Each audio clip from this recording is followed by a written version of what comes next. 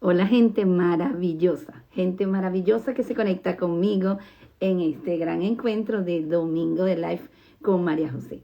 Yo tan contenta, ustedes no se imaginan la emoción que a mí me da conseguirme con cada uno de ustedes en un encuentro especial. Un domingo para mí es un domingo especial con mis invitados especiales que son ustedes, gente bonita. Hoy trataremos un tema maravilloso con una población que a mí me encanta y como especialista muchísimo más lo hago el hincapié porque son la población del TDAH, el trastorno de déficit de atención con hiperactividad. Hoy vamos a trabajar un tema fabuloso que se los voy a presentar. Aquí tenemos a Pacaitas, tenemos a Morelo, tenemos a Iris, a tanta gente bonita que se conecta en el día de hoy. Quisiera saber de dónde se están conectando, gente bonita. Y el tema del día de hoy es este que tenemos aquí, en Domingo de Life con María José. Allí tenemos un encuentro especial con la medicación en el TDAH. Y la invitada de categoría total, porque tenemos nuevamente a una neuróloga, una neuropediatra que nos va a dar herramientas potenciadoras en donde ella trabaja con esta población infantil en la parte de neurología. Es una mujer que ya la hemos tenido en varios live y siempre nos deja herramientas potenciadoras, nos da guías para nosotros saber cómo actuar, cómo dirigir en un momento determinado. Hoy trataremos este tema tan valioso en donde se habla tanto de la medicación en el TDAH. Tenemos a Ani, que está conectada desde Araure, Portuguesa. Tenemos a Pau, que está desde Argentina, gente tan bonita. Y yo súper contenta, voy a ir colocando aquí el tema de hoy, la medicación. Y vamos a ver, gente bonita, de dónde se están conectando. A Carla, tenemos a Nena. Vamos a ver la medicación en el TDAH. Vamos a ver el TDAH, el trastorno de déficit de atención con hiperactividad. Un trastorno que hoy en día hemos tratado a esta población con más alcance, con más presencia y sobre todo con la fuerza de darle todas las herramientas potenciadoras, porque al final nosotros tenemos el componente de tener gente de gran valor en el día de hoy. Y hoy en día vamos a ir creando esquemas diferentes acerca del tratamiento del TDAH. Hablamos en una oportunidad del TDAH sin medicación, hemos hablado acerca del TDAH con los oxigenadores cerebrales y bueno, tuve un encuentro en una masterclass maravillosa acerca de las recomendaciones del TDAH. El TDAH es una población importante de tratar, muchos son las causas, muchos son los factores que nos llevan al trastorno de déficit de atención, ya sean prenatales o postnatales, en donde vemos que esta personita con TDAH nace con el trastorno de déficit de atención y ella hasta el último de su vida padece con el trastorno. El trastorno es tratable y el trastorno es bien manejado. Hoy en día vemos a artistas, tenemos gente muy profesional que está inmersa en el área de cualquier especialidad o de cualquier oficio y tiene el trastorno de déficit de atención. Mientras yo voy esperando a mi invitada, a Laura, yo quiero hacerles algunas preguntas.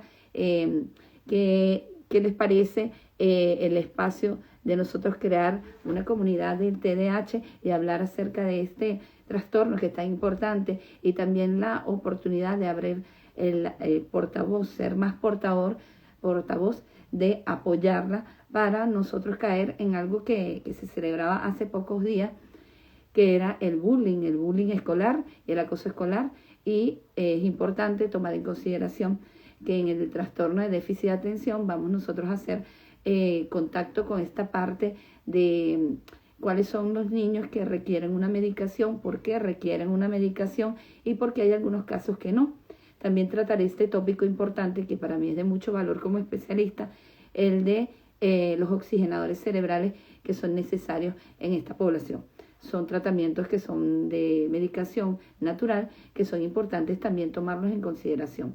¿Por qué? Porque hay sustancias, por ejemplo, por llamarle al capítulo aquí, el magnesio, tan importante para el déficit de atención, como también el omega. Y es importante que ustedes tengan en consideración que si tienen en sus manos o tienen un familiar o un hijo que tiene déficit de atención con hiperactividad, también es necesario utilizar este tipo de nutrientes que son importantes para nuestro cerebro. Recuerden que el déficit de atención tiene una característica. él tiene un déficit en el área de la atención y la concentración, y especialmente esta área la tenemos que atacar con lo que se llama la parte de la oxigenación. Y la oxigenación la podemos lograr con estos medicamentos, por llamarlo así, que son naturales, y algunas terapias que son alternativas. Y yo ya estoy sintiendo a mi invitada, Laura Corredera, y bueno, ya ustedes saben cuál es su presentación, cha-cha-chan, porque es una neuropediatra valiosísima para mí y que tiene muchísimo alcance para podernos aportar muchísimas herramientas potenciadoras para poder entender por qué es necesaria la medicación, cuándo es necesaria la medicación y por qué es necesaria la medicación en el TDAH. También la contraposición de por qué no es necesaria. ¿Ok? Saludos a Flat. Tenemos, por supuesto, a Laura Corredera, que ya le voy a dar la apertura, y tenemos a Lai. Quisiera saber de dónde se están conectando. Mientras tanto, yo voy a darle la apertura a Laura para poder nosotros manejarnos aquí en este contexto. Vamos a ver, Laura Corredera.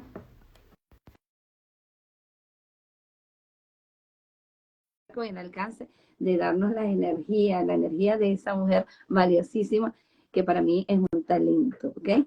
Y bueno, aquí tenemos a Laura tan querida. ¿Cómo estás, Laura? ¿Cómo te sientes en el día de hoy? Bien, bien, buenos días, buenas tardes, buenas noches, no sé de dónde se están conectando.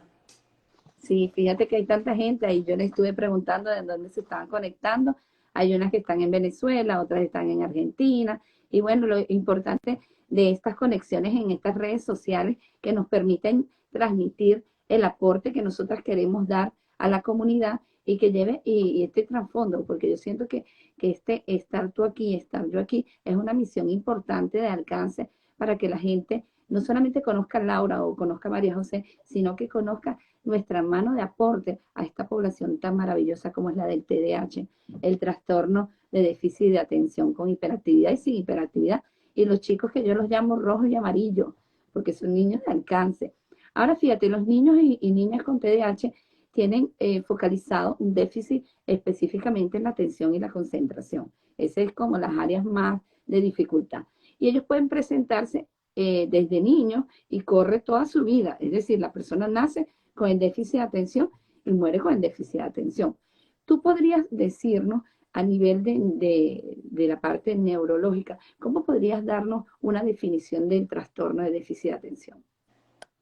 Bueno, a mí me gusta pensar un poco el trastorno de déficit de atención, y en realidad cada vez más todos los conocidos como trastornos del neurodesarrollo, más como perfiles de funcionamiento que como condiciones que hay que normalizar.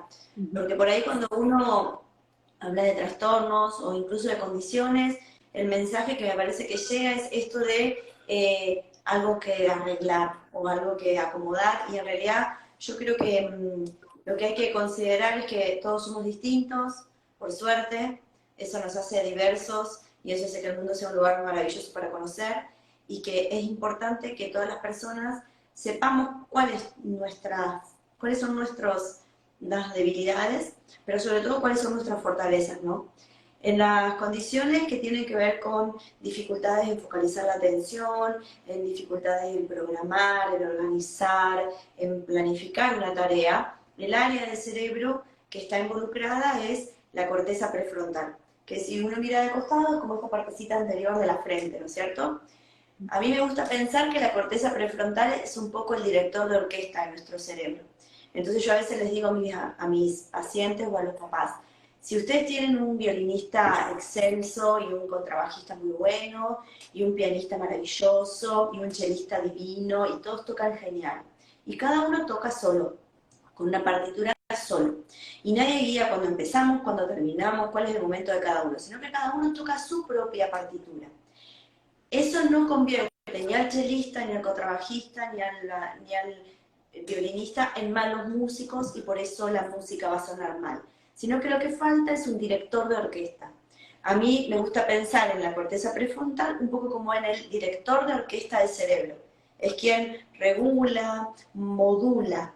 Siempre trato de hablar de esta palabra, de modular y no de corregir, porque me parece que cuando uno entiende que es modular y regular en qué momento la conducta es adaptada y corresponde o no, el mensaje es, no hay nada malo con vos, sino con el momento en el que lo haces o un poco la intensidad con la que lo haces. Pero es muy triste conocer pacientes, incluso un poco hablando en primera persona, esto de que te digan sos muy intenso o sos muy activo o nunca te quedas quieto. La verdad que genera mucha impotencia. A ver, yo no soy una persona muy alta y la gente no me dice eso no lo puedes hacer porque vos no sos alta, porque saben que es algo que yo no puedo modificar. Y a mí me parece que muchas veces con las condiciones del neurodesarrollo se presta para que haya un mensaje de que hay una cuestión voluntaria, ¿no? En la conducta.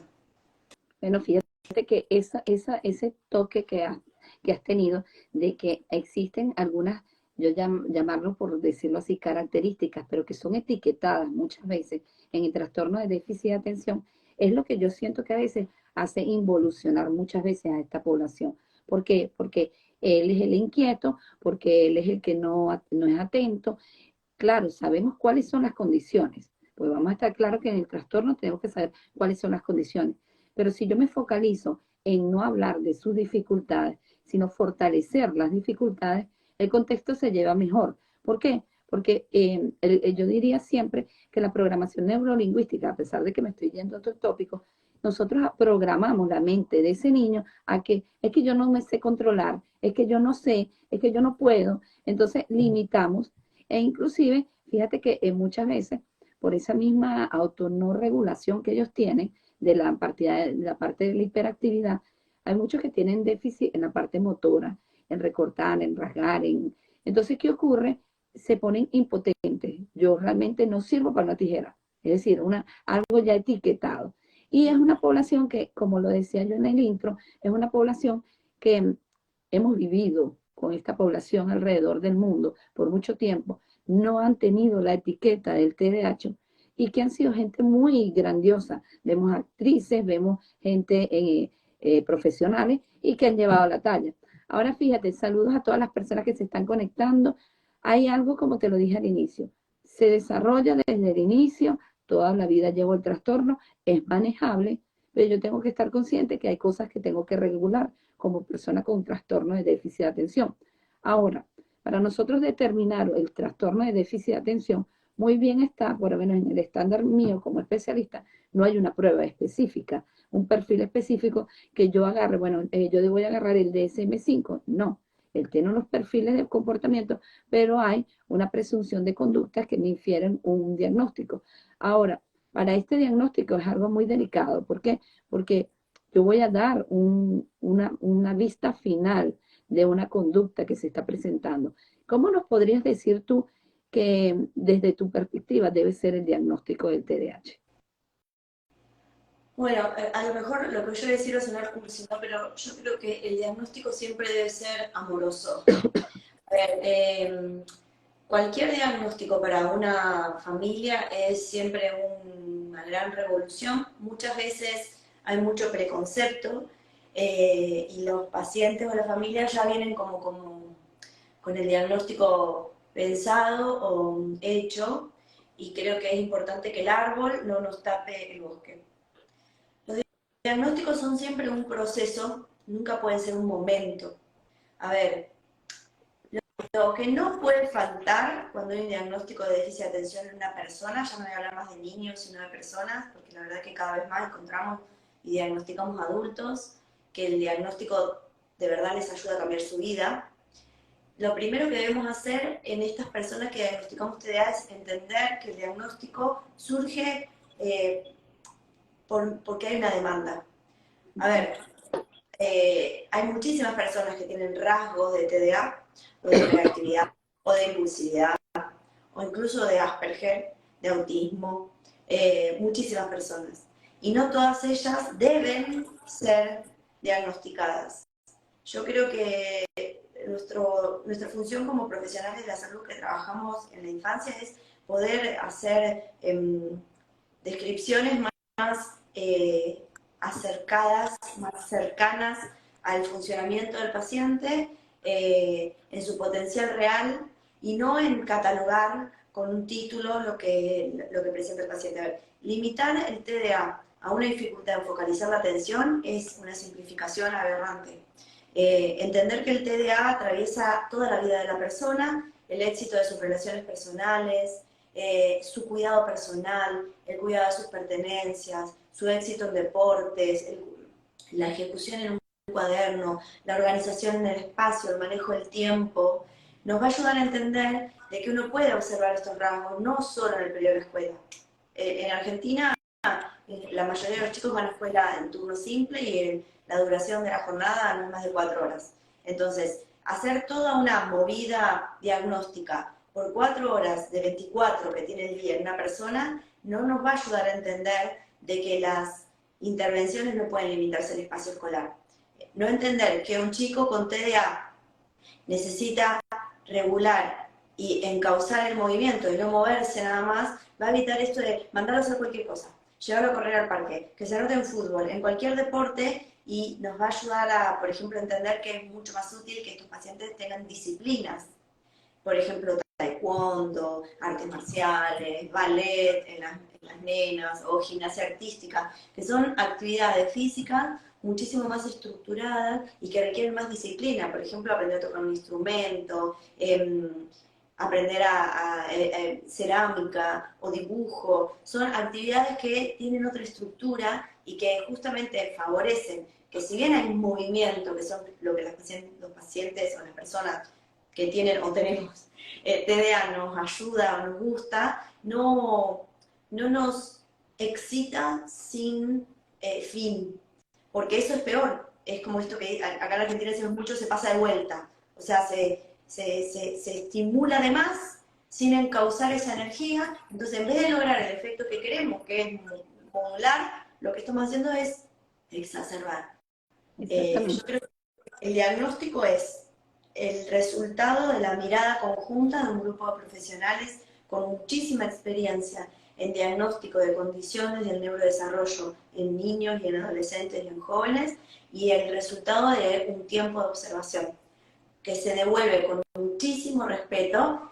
Y no me voy a cansar de decir esto, se hace sobre todo en el TDA en escolares y se escribe con lápiz negro, porque siempre hay que revisar los diagnósticos. No podemos dejar que el árbol nos tape el bosque. Yo tengo un montón de pacientes con diagnóstico de autismo que fueron tratados y diagnosticados como TDA muchísimo tiempo y al revés. Entonces, los síntomas no pueden tapar la verdadera causa de la condición del paciente. Siempre hay que ser autocrítico, mostrarse ante el paciente vulnerable y falible, porque somos seres humanos y nos podemos equivocar, y cuando nos nuble el prejuicio del concepto del diagnóstico que nosotros tenemos, pedir la ayuda a otro profesional. Exactamente. Bueno, saludos aquí a Alejandra, que está conectada a 864, Agustina, toda esta gente bonita, te manda manitos y manitos y manitos, Laura. Entonces, fíjate algo, yo estoy muy de acuerdo en esta parte que tú has hablado, de que nosotros tenemos que hacer adaptaciones del tiempo y tomar conciencia de que esta población no puede tener rutinas tan largas a nivel escolar. Y de hecho, uno de los fenómenos a nivel mundial es la deserción escolar. La deserción escolar de que no quiero hacer, no me interesa ya el futuro. ¿Y qué pasa? Muchas veces no programamos de que este niño puede tener la facultad de hacer oficios. Entonces, ¿qué ocurre con los oficios? Yo tengo unas profesiones, pero hay oficios, Laura, que yo no lo sé hacer. Yo no sé pintarme unas uñas, es un oficio. Yo no sé limpiarme bien unos zapatos, hay un oficio. Entonces, ¿qué pasa? Preparar a estos niños para la vida es difícil de que la gente tome conciencia, tanto el educador como el padre o como la persona que esté responsable de ello. Ahora, en el caso del diagnóstico, hay algo que me llama mucho la atención. Primero, no podemos atar cabos de que porque yo soy especialista, estoy en el área de psicopedagogía, yo soy la que me las sé todas. Entonces, ¿qué ocurre?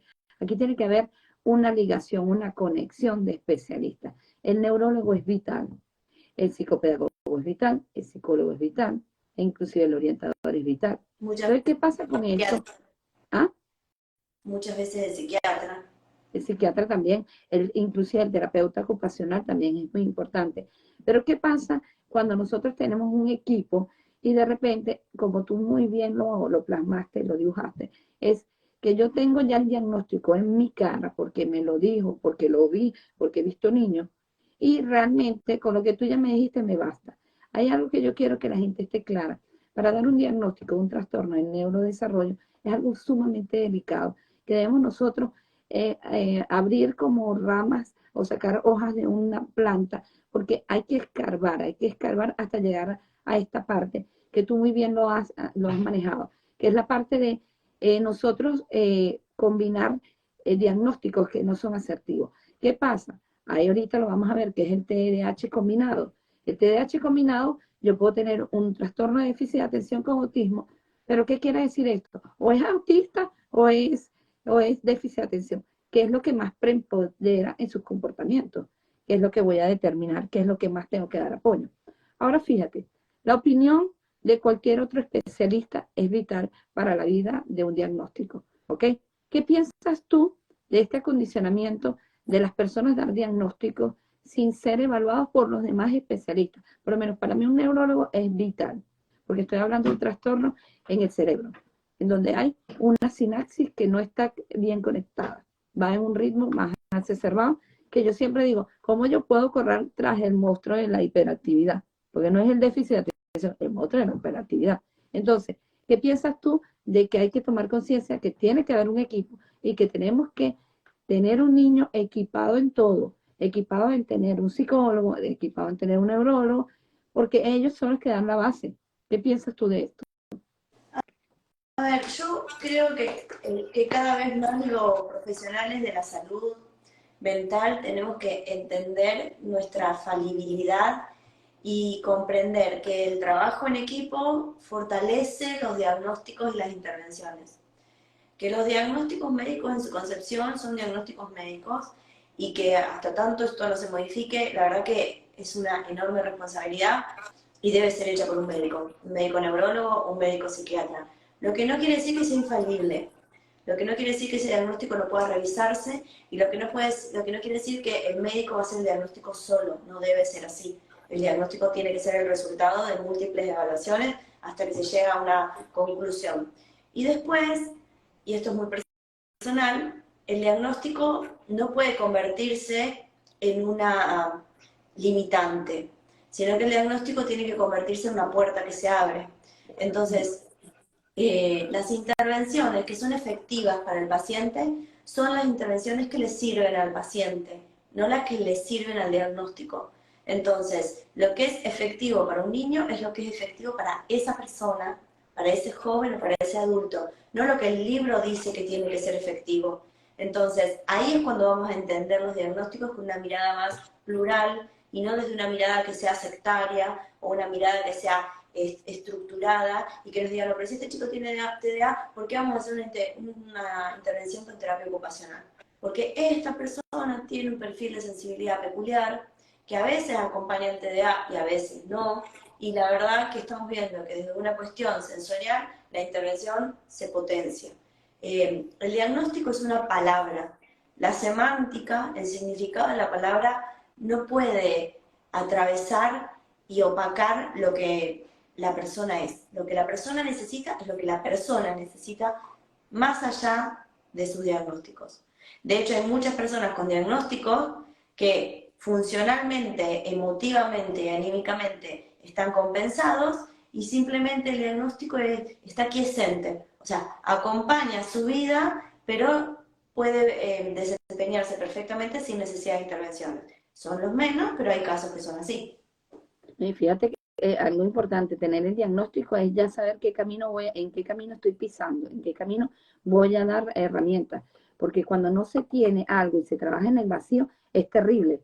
Porque yo no puedo determinar, mira, sí, yo tengo la presunción de que ahí hay un déficit de atención, pero necesito diferentes pruebas neurológicas que me patenten lo que yo estoy diciendo. No es porque yo no crea mis criterios, pero hay que profundizar cada uno de los trastornos. Bueno, saludos a Nelly, a Paola, a todas las personas que se están conectando. Y ahora, al determinar nosotros un diagnóstico de déficit de atención, hablamos del déficit de atención sin hiperactividad, ¿ok? Niños muy tranquilos, pero hay un foco que no está latente en la atención. ¿Qué características me puedes determinar de esto? Porque fíjate que muchas veces se habla el déficit de atención con hiperactividad. ¿Y qué pasa con el niño que no tiene hiperactividad, pero tiene déficit de atención? Bueno, en general, cuando hablamos de TDA con variante disatenta, nos imaginamos o pensamos casi automáticamente en mujeres. El TDA disatento es mucho más predominante en mujeres y por supuesto mucho más subdiagnosticado y mal diagnosticado o no diagnosticado. Es un clásico que se traten de niñas en edad escolar que llegan en tercer o cuarto grado de la escuela porque tienen muchísimas dificultades en lograr la lectoescritura. Y son muy buenas y muy tranquilas y se sientan y acá en Argentina decimos y vuelan y están dispersas y justamente a veces llegan a través de diagnósticos diferenciales. A veces se piensa que el paciente tiene ausencias, son una forma de convulsiones, porque está tan distraído que no responde cuando le hablamos o lo llamamos por el nombre. Muchas veces creemos que son niñas que tienen cierta dificultad intelectual o niños que tienen dificultad intelectual, porque uno explica y reexplica y el paciente se queda mirando como si no comprendiera lo que está diciendo. Y en realidad, como el paciente que tienen déficit de atención tienen muchas rumiaciones mentales, en realidad sí están prestando atención, pero a otra cosa que es lo que tienen dentro de su cabeza. Entonces, de verdad es un desafío y por eso yo creo que cuando uno hace una evaluación por desafíos en el desempeño académico, me gusta decirlo a mí, la evaluación debe ser completa, debe incluir, por supuesto, si uno no lo podría diagnosticar de atención, ¿no? El coeficiente intelectual, un buen análisis de todas las funciones ejecutivas, de la memoria, de la anticipación, de la programación, de la impulsividad, de la dificultad para esperar el turno, de la baja tolerancia a la frustración, porque si bien cuando existe un fenotipo disatento, en general es bastante puro, sobre todo en niñas, es muy raro que no haya algún otro síntoma que acompañe la disatención. Y por ahí, en estos casos que es tan difícil hacer el diagnóstico, porque justamente no hay como un estudio de sangre que yo saco y digo, bueno, si la glucemia está por encima de este valor es diabetes. Esto no pasa con el déficit de atención, si bien esto no sucede, es muy importante que entendamos que se puede hacer un diagnóstico y que porque el diagnóstico sea una mirada cualitativa no quiere decir que no sea fidedigno. Bueno, y algo importante, sea el campo, que sea yo, ya sea educador, y vea que hay niños que son desatentos, por llamarlos así, o que tienen ciertas dificultades para procesar los contenidos académicos, yo tengo que buscar apoyo en los especialistas que tenga la escuela, o principalmente dar una visión de que algo no está conectándose bien. Porque, ¿qué pasa? No tienen que ser los especialistas los únicos que pueden detectar eso. Yo puedo ver que, bueno, mira, le cuesta muchísimo entender, veo que su información la tiene ahora y en una hora se fue la información. Ese tipo de detalles son importantes y algo importantísimo que siempre se lo digo a los padres y a las madres, es que ellos son los primeros observadores, porque ellos son los que tienen al niño desde pequeño y se van dando cuenta cómo es ese desarrollo. Y si este padre tiene por consecuencia otro hijo, no es hacer comparaciones, pero te das cuenta de qué ritmo va este, de qué ritmo va el otro. Ahora, este déficit de atención sin hiperactividad, definitivamente más sosegado. Ahora tenemos con hiperactividad, de donde vemos que el componente neurológico, hay un ritmo neurológico bastante acelerado, en donde tenemos que regular esta función neurológica. Y también es lo que yo le hablo a los pacientes que veo, hay ciertos huecos, por llamarlo así, a nivel neurológico, que hacen que existan estos comportamientos disfuncionales o conductas disruptivas en momentos determinados. ¿Qué nos puedes decir tú de este ritmo neurológico tan elevado en el déficit de atención con hiperactividad? En realidad, si bien hay una visión física de un ritmo elevado, en el cerebro lo que pasa es que hay un ritmo desorganizado. O sea, no hay un aumento de la frecuencia de la conducción nerviosa, sino que la conducción nerviosa está desprolija, desordenada. Porque, bueno, ya vamos a llegar a la parte de la medicación, ¿no? Pero justamente el objetivo es activar partes del cerebro que yo siempre digo despertar a los militares, despertar a los gendarmes, despertar a los policías del cerebro que le dicen al resto de las áreas, modulate porque no es tu turno. Más que una actividad aumentada, habría una actividad hipersincrónica, o sea, áreas del cerebro que deberían calmarse en ciertos momentos de mi actividad porque no son necesarias, permanecen activas y hacen, por ejemplo, esto, que yo tenga que estarme moviendo todo el tiempo porque mi área motora no se calma cuando yo debo prestar atención o estar escuchando. Mi área auditiva tiene que estar mucho más activa, porque yo estoy frente a un estímulo auditivo, en vez de que eso esté más activo, no es que se desactiva, sino que también se activa el motor. Y a veces es como una cuestión colaborativa. Es muy común que los pacientes con mala atención sostenida tengan buena atención dividida. O sea, puedan prestar muy bien atención a dos cosas a la vez. Y que cuando tratemos de focalizar la atención en una sola cosa, fracasen.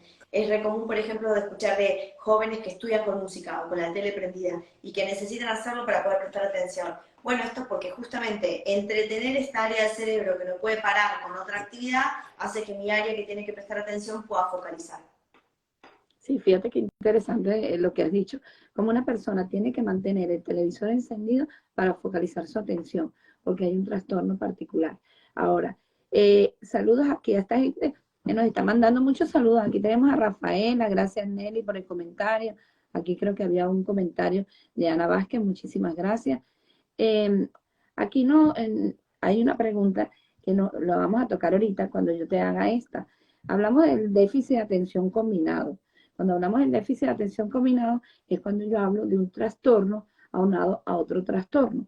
¿Qué pasa? Esto es un caos cuando decimos que hay un TDAH combinado, porque entonces empieza la cantidad de árboles que tú me dices que tapan el bosque, pero tapan totalmente, porque el padre dice, bueno, hay autismo, hay TDAH, entonces un autista TDAH es una cantidad de cosas que se complican.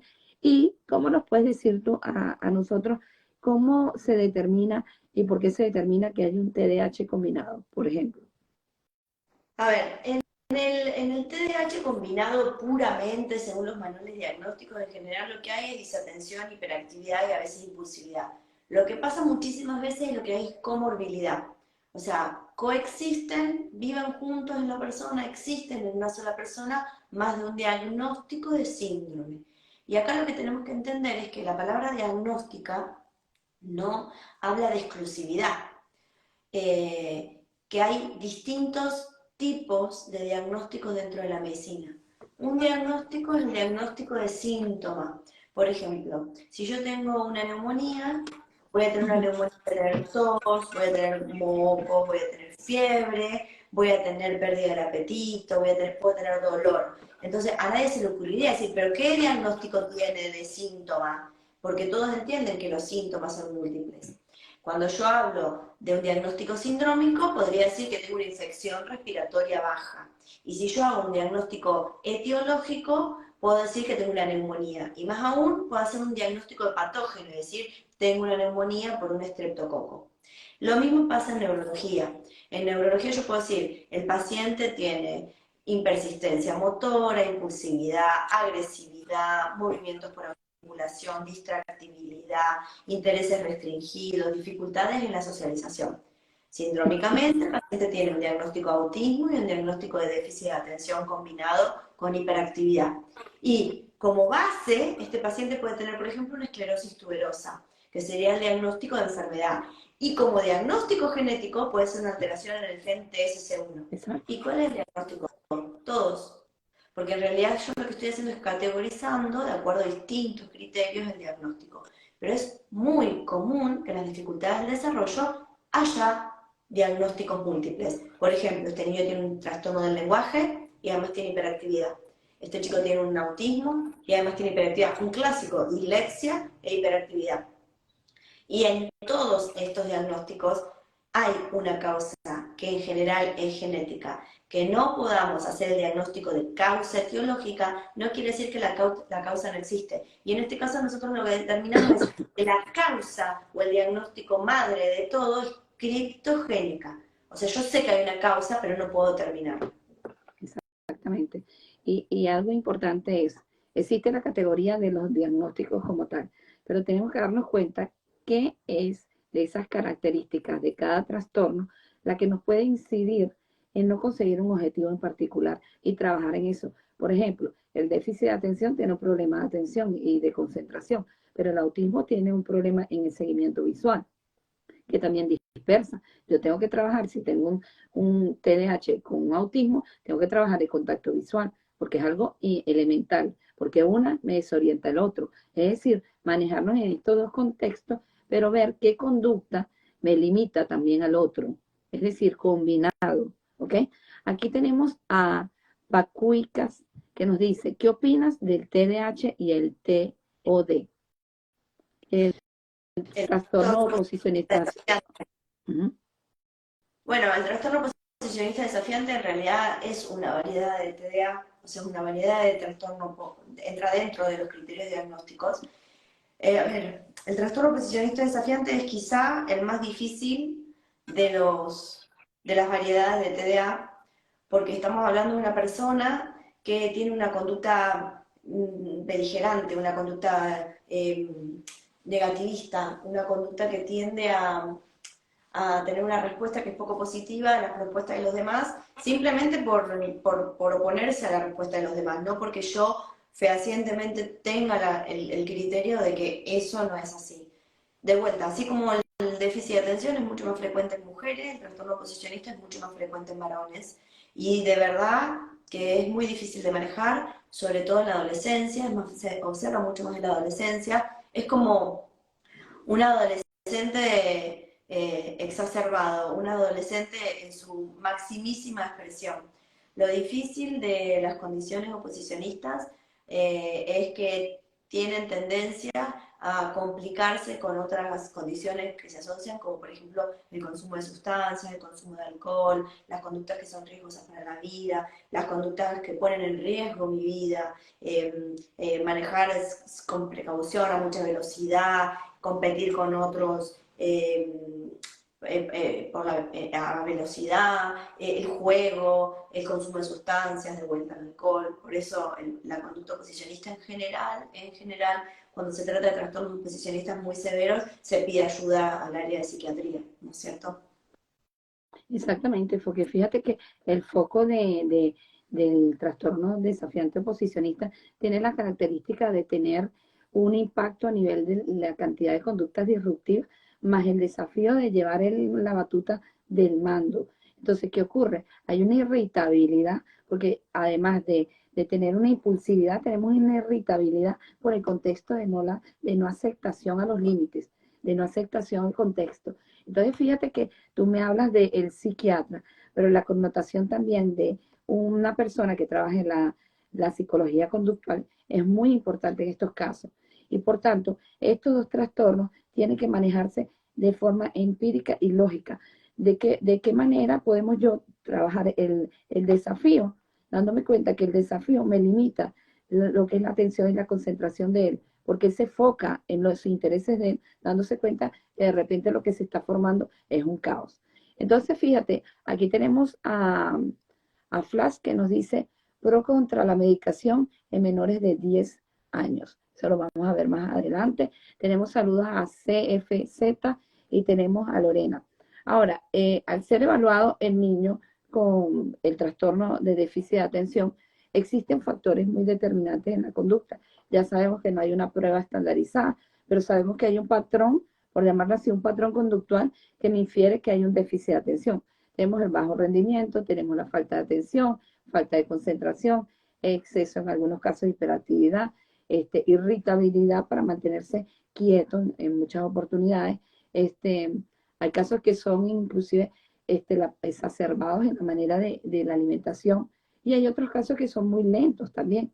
Entonces, ¿cómo podrías decirnos tú de neurológicamente, existe alguna prueba neurológica, existe un encaje importante que los padres tengan que tomar en consideración? Por lo menos un electro sería indispensable para la evaluación de un TDAH. No, no, a ver, se pueden hacer estas pruebas, se pueden hacer estas pruebas. No, a ver, no se puede generalizar, hay que hablar de pacientes determinados, por ejemplo, en un paciente que consulta por TDA y se trata de un paciente prematuro, nació antes de tiempo, tiene antecedentes de injuria perinatal, podemos. En un paciente que hay muchos indicadores de distractibilidad, podemos hacer un electroencefalograma para descartar crisis de ausencia. Hay algunos profesionales que están a favor de hacer mapeos cerebrales. En general, los resultados que obtenemos con los mapeos son bastante limitados, sobre todo en niños. Sí, se están empezando a trabajar mucho con potenciales cognitivos, como una de las pruebas dentro de la neurología, con más posibilidades de acercarnos o ayudarnos a hacer los diagnósticos de TDA. Pero el diagnóstico de TDA sigue siendo un diagnóstico clínico y las pruebas diagnósticas que se piden dependen más de la comorbilidad y de los antecedentes que se evidencien en la historia clínica del paciente que de algo que sea mandatorio que hay que hacer. Sí, es verdad que muchos profesionales, yo me incluyo, cuando elegimos iniciar tratamiento, pedimos el electroencefalograma. Me parece de buena práctica hacerlo, porque como vamos a trabajar con un estimulante, y es como si yo voy a enchufar a 440 a un chico que va a 220, tengo que tener seguridad en la indemnidad de los sistemas eléctricos del cuerpo. Entonces, sería buena práctica hacer un electroencefalograma y un electrocardiograma antes de medicar. Bueno, fíjate que una de las cosas que por lo general al trabajar con los neurólogos, y existe el caso de la medicación, se lleva este caso del electro. Y en el electro vemos lo que se llama el mapeo, ¿no? Y en ese mapeo vemos los picos e inclusive los vacíos que hay en ese estudio. ¿De qué manera es determinante explicarle a un padre que él pueda atender estos picos, lo que representa, y estos vacíos, lo que representa? ¿Qué considera al tener al padre allí frente a ti y darle el diagnóstico del déficit de atención, hablarle de lo importante, que no es que los picos van a desaparecer, los picos se van a mantener, más yo lo puedo regular para que la intensidad, porque hay algo que yo también caigo en esta parte de imaginarme que yo tuviese un TDAH, lo que el TDAH sufre, ¿en qué sentido? Son niños que tienen muchísima energía, son niños que muchas veces se golpean porque andan inquietos, son niños que reciben mucho ataque entre ellos mismos, no tienen cómo manejar su impulsividad. Y esta parte de yo decirles a ellos, tenemos que bajar la manera, intentar de que estos picos no se alteren más y tenemos que ver qué es lo que lo causa. ¿Cómo explicarle a los padres lo importante de que tener un electroencefalograma donde se regule unos picos, un estándar no normal, pero mejor? A ver, en realidad, más allá, el electroencefalograma es un registro de nuestra actividad cerebral. A ver, cuando hay que tener en cuenta que los estudios complementarios son eso, son estudios complementarios. O sea, ayudan a entender y a tomar decisiones en las terapéuticas del paciente, pero que no tienen que ser lo que nos obliga o nos exige a cambiar de intervención o a modificar una intervención. Evidentemente, en los pacientes que tienen TDA, la distribución de las ondas cerebrales es bastante distinta, no solo a lo largo de la edad del paciente, sino también a lo largo del día y en su vida, ¿no? Pero el TDA y esta actividad cerebral muchas veces es una traba y muchas veces es una posibilidad, ¿no? Yo siempre digo que yo hice todo lo que hice no por culpa de mi TDA, sino gracias a mi TDA. A ver, y me parece que esto es lo que tenemos que transmitirles a nuestros pacientes que tienen TDA. El TDA no tiene que ser un diagnóstico que se convierta en un limitante, sino en un poco ayudarnos a encontrar respuestas. Y estos estudios complementarios es probable que no se modifiquen a lo largo del tiempo. A ver, que cuando yo trato a un paciente con TDA se modifique y que a veces esto tampoco redunde en un mejor beneficio para el paciente y que cuando yo saque la medicación el estudio vuelva a estar en las mismas características y eso no significa que el paciente esté peor. A ver, tener TDA no es una opción, pero tampoco tiene que ser una maldición, ni tiene que ser una condena. Tener TDA es una forma de ser. Es como tener autismo, es como ser tímido, es como hablar mucho, es como hablar poco, es como ser alto, es como ser bajito. Yo no tengo opción de cambiar mi altura, pero sí tengo la opción de cambiar qué hago con eso y qué uso para poder sobrellevarlo. Pero con el TDA pasa al contrario. Yo puedo usar, si soy lo suficientemente inteligente y tengo apoyo terapéutico de mi familia, el TDA a mi favor. A ver, hay grandes líderes con TDA, hay grandes deportistas con TDA. Exactamente. De verdad tenemos mucha energía y muchas ideas. Lo que nos cuesta a veces es ordenarnos, pero con apoyo externo, yo por ejemplo tengo tremendas secretarias. Yo no podría hacer ni la mitad de las cosas que hago si no tuviera a mi secretaria cerca. ellas son un poco mi corteza prefrontal.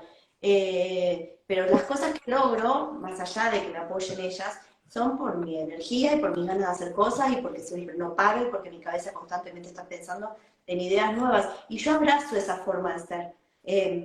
Me parece que ha sido un regalo y no lo tomo como una maldición. Y trato de transmitirle un poco eso a mis pacientes. Lo que pasa es lo que hay que entender es que nuestro TDA no puede convertirse en una situación de condena para los demás. Y no es lo mismo tener una forma de TDA hiperactiva que una forma de TDA impulsiva y oposicionista cuando se agrega agresividad. La agresividad no se gestiona, no sé, eso no tiene, no Ok. sé, no, no da lugar, no, la agresividad no. Eso, en eso hay que intervenir fuertemente. Y cuando el paciente no está pudiendo rendir al nivel de su potencial, porque de verdad la hiperactividad es tan manifiesta que no nos deja organizarnos y ordenarnos en el pensamiento.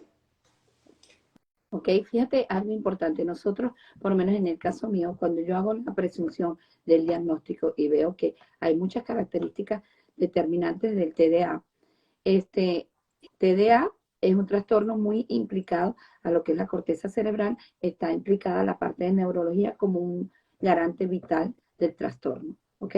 ¿Qué pasa conmigo? Yo no doy diagnóstico hasta que el neurólogo no me ayude. ¿Y qué ocurre con esto? No hay un examen, no hay una evaluación, no puedo dar diagnóstico.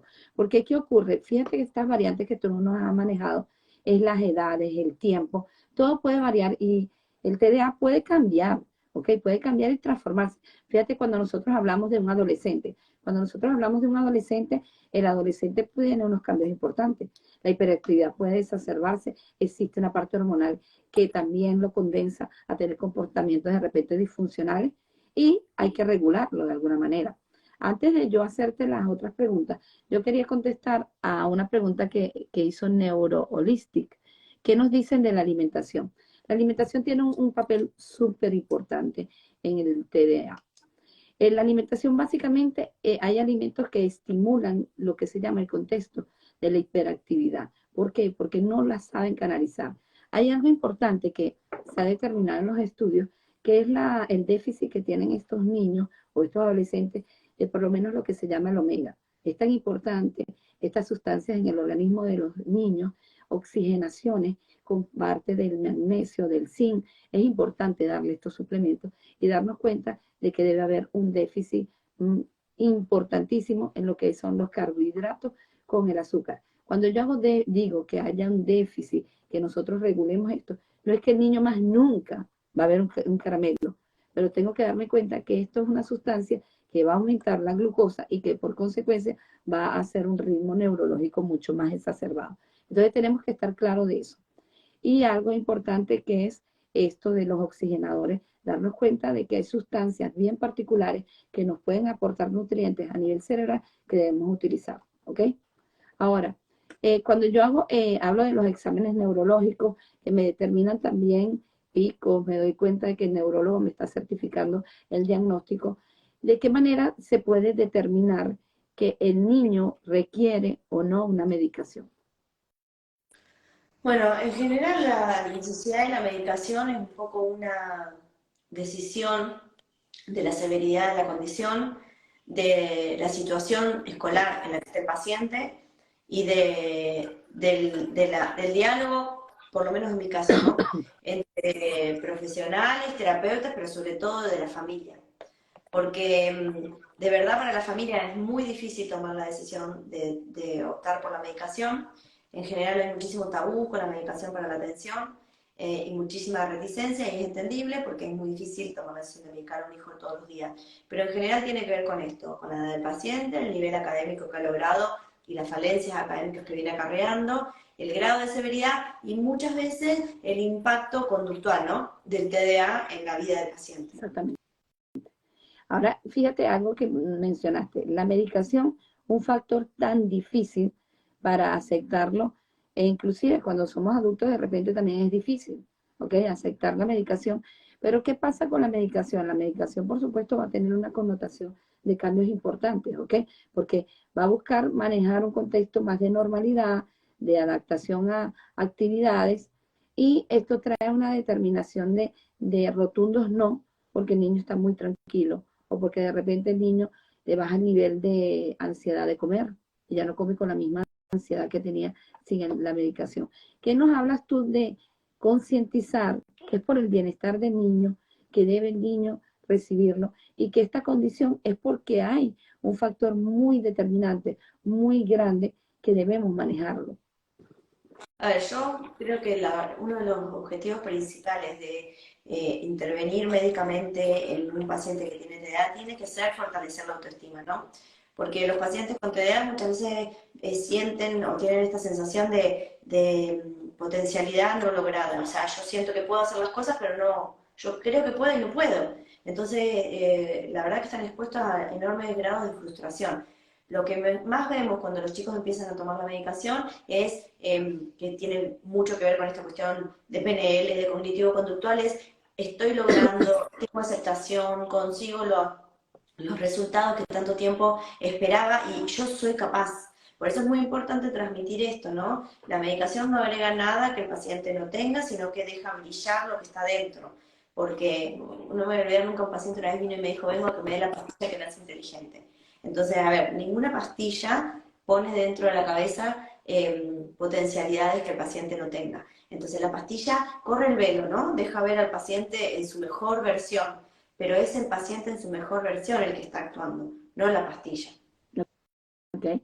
Y fíjate la importancia también de que al existir la ya determinado que es necesaria la medicación para su mejor calidad de vida en todos los contextos, tanto sociales como físicamente, para su autoestima y todos los detalles, esta parte de que los medicamentos como tal traen unos cambios, ¿ok? Hay unos que le dan mucha más ansiedad para comer, otros comen poco, hay unos que aumentan un poco más el peso, otros lo bajan. Estos factores causan una cantidad de dudas, porque también hay un factor que siempre se los digo, no todo el TDA es igual ni en Laura ni conmigo.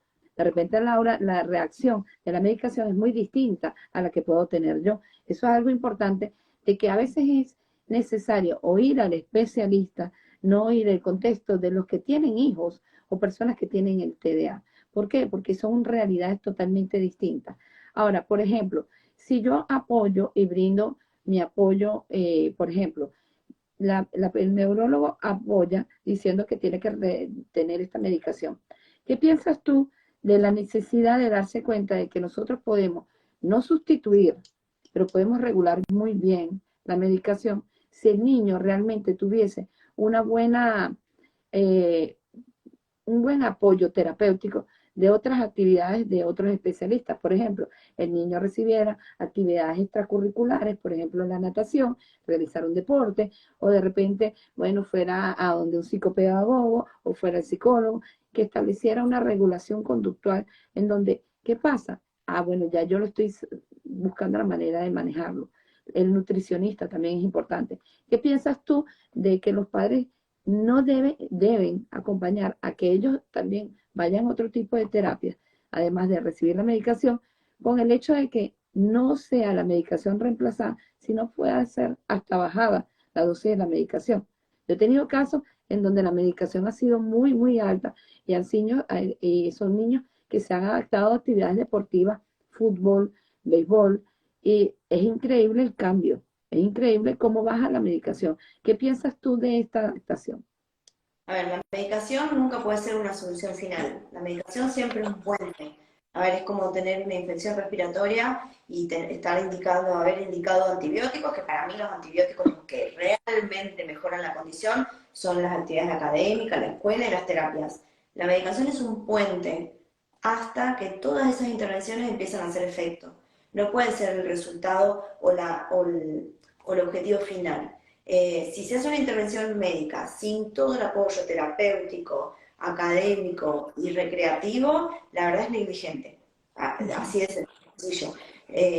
Nunca, nunca en un TDA la única intervención tiene que ser la medicación. La medicación es la menos importante de las intervenciones. Quizá la más contundente en un primer momento, no lo voy a negar. Quizás es la que más impacta en un primer momento, pero es la menos relevante, porque lo que ayuda de verdad a modificar la plasticidad neuronal y lograr que un paciente con TDA tenga una conducta adaptada a la vida adulta son las terapias, lo académico y las actividades extracurriculares, no la medicación. Bueno, y fíjate que eso lo patenta tanto que hay niños que tienen rutinas escolares de muchísimas horas y son niños que están medicados y la conducta sigue en el estándar casi que igual. ¿Por qué? Porque el problema es que él no puede estar en un espacio escolar de tantas horas y él tiene que ir a actividades que le recrean la mente. Y de hecho, tú ves que de repente hay padres que te dicen, él fue para un campamento, que fue muy bien, se supo comportar. ¿Y qué pasa? No es que se supo comportar, que no tiene una actividad rígida, como es la actividad académica, que te estás sentado 8 horas en un pupitre a ver una profesora que está hablando, en donde ya llega un momento que ya tú la ves cantando, o tú la sientes cantando, o de repente ya las letras ni las ves como letras, sino como muñecos. ¿Qué pasa con eso? Porque suena de repente extraño lo que estoy diciendo, pero si analizamos, las personas que tienen TDAH tienen una manera de imaginar bien particular. Ahora, ¿qué pasa en el caso de que Laura medica a un paciente porque lo requiere y se llega al acuerdo familiar, pero resulta ser que los padres abandonan la medicación? A ver, la mayor consecuencia del abandono de la medicación para el TDA es la recurrencia de los síntomas. O sea, de hecho, muchísimas medicaciones para la atención tienen una vida media, o sea, un efecto de acción muy, muy corto, no es más de 4 horas. Y uno les explica a los papás que esa medicación solo deben tomarla los días por ejemplo, para la escuela, en casos particulares. Eh, yo he ido cambiando mi mirada sobre esto, ¿no? Y a mí me parece que uno puede sugerir y que hay casos particulares donde la medicación no se gestiona, no sé, en una neumonía, en una leucemia, en una diabetes. O sea, las medicaciones no se gestionan y uno puede hasta tomar la decisión de decir, bueno, tengo que hacer una denuncia porque esta familia no está cumpliendo con el tratamiento. En el caso del TDA, no, y hasta a veces yo creo que espero que no se ha tomado mal. Es útil cuando los pacientes deciden suspender la medicación y ver qué pasa sin medicación, porque a veces esta misma actitud fortalece la adherencia al tratamiento, porque los mamás se dicen, ah, mira Laura, yo te tengo que contar, me mandé una, le saqué la medicación, y la verdad que la semana que no la tomó lo vimos tan mal, que ahora sí de verdad creemos que la necesita. A ver, uno no es juez ni dueño del paciente, uno a veces indica sin, por ejemplo, una epilepsia, no al lugar, tiene que tomar el tratamiento y no se puede suspender. Pero en este caso uno sugiere y muchas veces hasta sugiere una prueba terapéutica a ver cómo impacta en el paciente. Así que en este caso particular trato de ser lo más respetuosa posible. Ok, pero fíjate que a pesar de nosotros, por lo menos, a mí me ha pasado muchísimos casos de que no resulta que están dando la medicación y para mí es evidente. Para mí es evidente. ¿Por qué? Porque, bueno, Bueno, pero eso falta pasa la... porque la medicación tiene una vida media corta y los pacientes, los papás, no ven al niño cuando está bajo el efecto de la medicación, sino cuando vuelve de la escuela y ya no tiene efecto. Por eso yo lo que hago es pedirles que el primer mes que toman la medicación se las den el fin de semana también. Y me cuenten ellos cómo ven al nene. Okay. Ahora, ¿tú no crees que este suspender, retirar, causa un impacto a nivel neurológico bien importante en estos chicos? Cuando estamos hablando de estimulantes, metilfenidato, ritalina, fluoxetina, Concerta, no sé cuál es el nombre comercial en donde vean ustedes, de metilfenidato y atomoxetina, no. Sí, en el largo plazo la medicación favorece la plasticidad neuronal y la mejor regulación. A ver, cuando estamos hablando de casos impulsivos o posicionistas desafiantes y las medicaciones que combinamos son medicaciones específicas para la conducta, sí hay que ser mucho más prudentes en suspender la medicación. Ahí estamos hablando de otra familia de medicaciones donde hay que tener mucha más precaución. Pero la verdad que si vamos a entrar a hablar de familias de medicación es para 2 horas más. Ahora fíjate, también hay una clave, que es lo que entre las preguntas que se hicieron aquí, era esta parte de la combinación de la alimentación, también la regulación de la medicina natural. ¿En qué sentido hablo de la medicina natural? Hablo de que, por ejemplo, como mencionaba antes, el omega, la inserción de la actividad deportiva, que también es importante, el magnesio. ¿Qué piensas tú de la inserción del magnesio, del omega, como unos grandes aliados en el TDA? A ver, en el TDA lo que más ha demostrado evidencia de efectividad es el aumento de las concentraciones de hierro en el sistema. O sea, de eso no, hay evidencia científicamente comprobada de que mejoran el funcionamiento, sobre todo en la corteza prefrontal, de la dopamina. Después, yo soy una convencida de que tu alimento tiene que ser tu medicina. No estoy en contra de los suplementos, sobre todo cuando son suplementos dietarios, y uno sabe qué está consumiendo el paciente, pero sí creo que el foco tiene que estar puesto en mejorar la calidad de la alimentación. Y mejorar la calidad de la alimentación es tan enorme como suena. Eh, yo creo que es sano enseñarle a nuestros hijos a no consumir procesados o ultraprocesados de azúcar eh, sin ningún tipo de gestión. Yo creo que tratar de consumir lo más orgánico posible, evitar que nos estamos intoxicando de a poco con cosas que consumimos. No es natural que una horma de pan dure sin ponerse en mal estado semanas y semanas.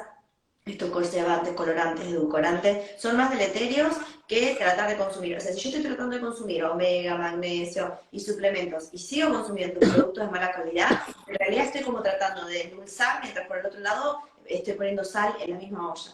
O sea, el secreto es tratar de alimentarse bien. Ya lo dijo Hipócrates, que tu alimento sea tu medicina. No solo para el TDA, para la depresión, para la ansiedad, para la angustia, para la obesidad, para la diabetes, para la hipertensión, para el colon irritable, para el vitiligo y para todas las enfermedades que acompañan a la humanidad. Sí, y fíjate que eso es uno de los detalles que más se observa, por lo menos a nivel escolar.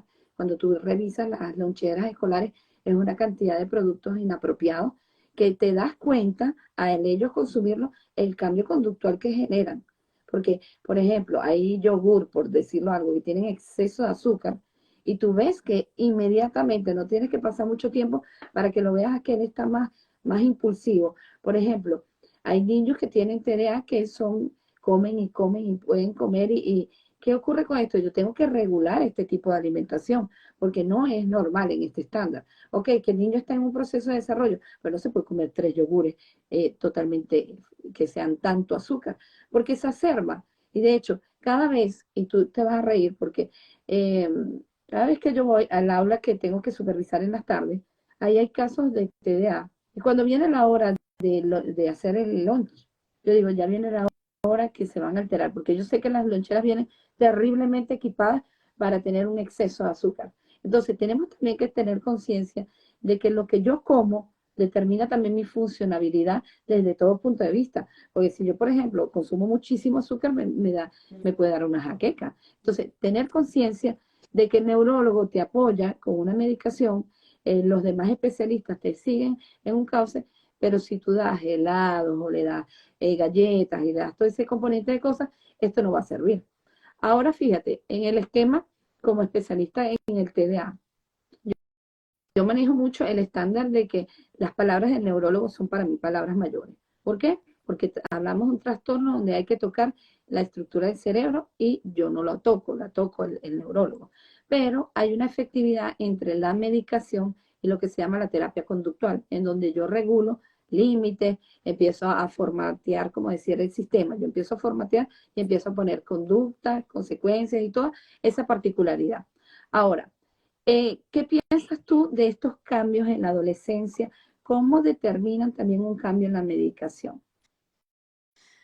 Bueno, la adolescencia es el peor momento, ¿no? Y la verdad que más que cambios de la medicación es hacer un cambio global, ¿no? Incluso muchas veces replantearse cuáles son las expectativas académicas que tenemos para nuestros hijos y qué colegios elegimos para ellos, ¿no? Eh, a mí me pasa por ahí que también hay que poder entender como adultos que acompañamos a jóvenes en la adolescencia, de que hay cuestiones que son propias de la adolescencia y que se tienen que atravesar, ¿no? Eh, que es normal que el adolescente se oponga, que plantee sus puntos de vista, que no siempre esté de acuerdo, que tenga momentos de rebeldía. A ver, esto es parte de la adolescencia. Me parece también que somos tan estrictos o estamos tan estructurados que no podemos ver que nuestro paciente con TDA tiene derecho a atravesar las etapas de su vida como cualquier persona, a tener días malos, a angustiarse, a estar enojado.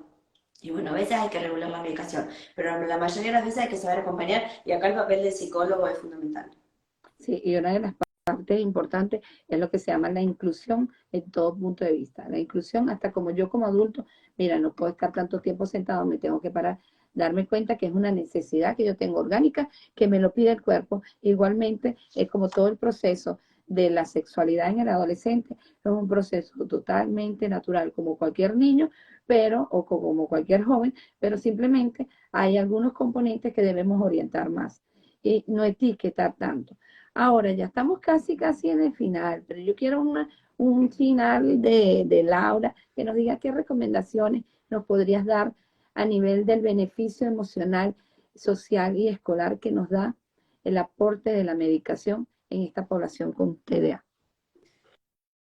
Darle la posibilidad a una persona que pueda mostrarle a los demás cuál es todo su potencial, tiene un valor y un impacto en la construcción de la autoestima que es irreemplazable por cualquier otra intervención.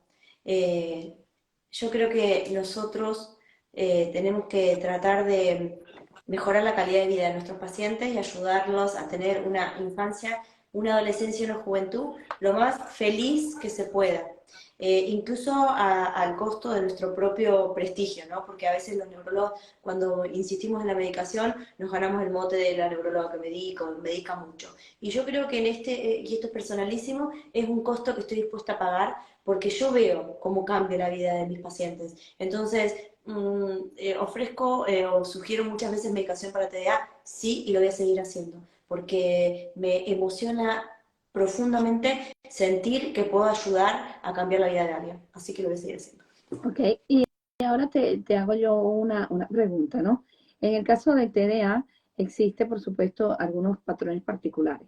Si tomamos conciencia o los padres tomaran conciencia de tener la regularidad en terapias, la regularidad en que se le respete el ritmo de académico, mira, él tiene que estar tantas horas.